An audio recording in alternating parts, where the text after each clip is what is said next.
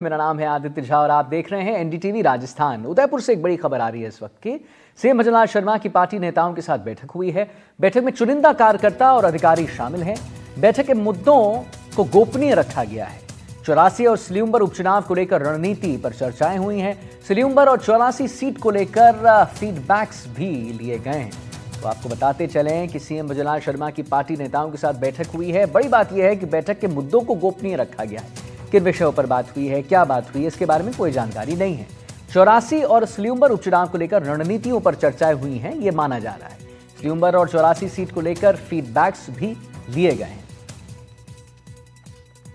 तो सलियुम्बर और 84 सीट को लेकर फीडबैक लिए गए हैं। सीएम भजनलाल की पार्टी नेताओं के साथ बैठक हुई है।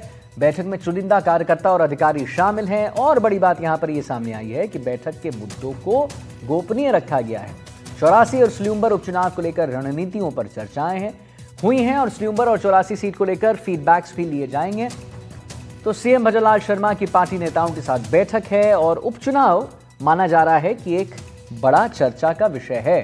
हालांकि हम आपको बता दें कि जो भी मुद्दे हैं उनको गोपनीय रखा गया है, उनको बाहर नहीं लाया गया है। 84 और सलियुम्बर उपचुनाव को लेकर क्या कुछ वहां पर कैलकुलेशन चल रहा है, क्या कुछ इंप्लीमेंटेशन चल रहा है, उस पर जरूर बात हुई है।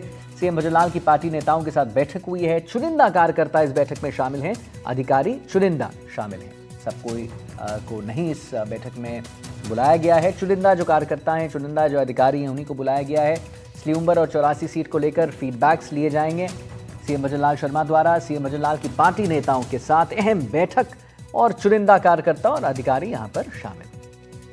बैठक के मुद्दों को गोपनीय रखा गया है।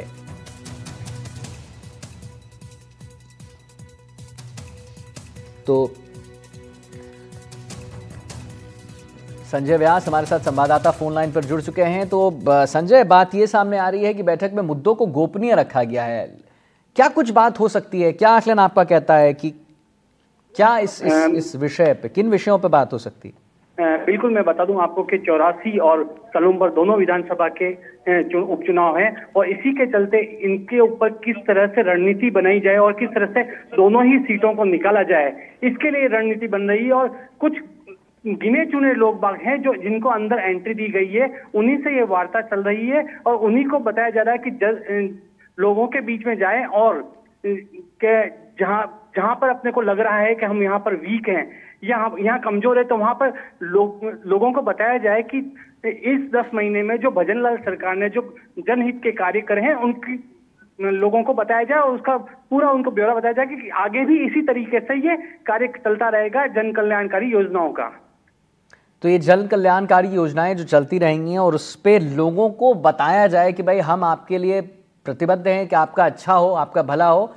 क्या कुछ वेज इस्तेमाल कर सकते हैं? कहते हैं ना कि भाई हम किसके द्वारा बताएंगे, लोगों के डोर टू डोर जाकर बात बताएंगे, क्या उसमें क्या कुछ चर्चाएं?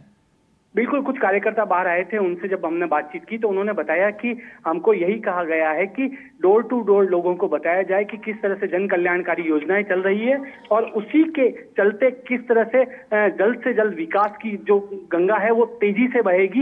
यदि सरकार के साथ यदि यहाँ दोनों ही सीटें भाजपा जीतती है तो यहाँ पे जो विकास की राह और तेज होगी। तो इसी के चलते लोगों को बताया जा रहा है कि आप जाइए और डोर टू डोर, घर घर जाकर लोगों को बताइए कि किस तरह से सरकार काम कर रही है। जी, ठीक है। बहुत बहुत धन्यवाद संजय, महत्वपूर्ण जानकारी देने के लिए।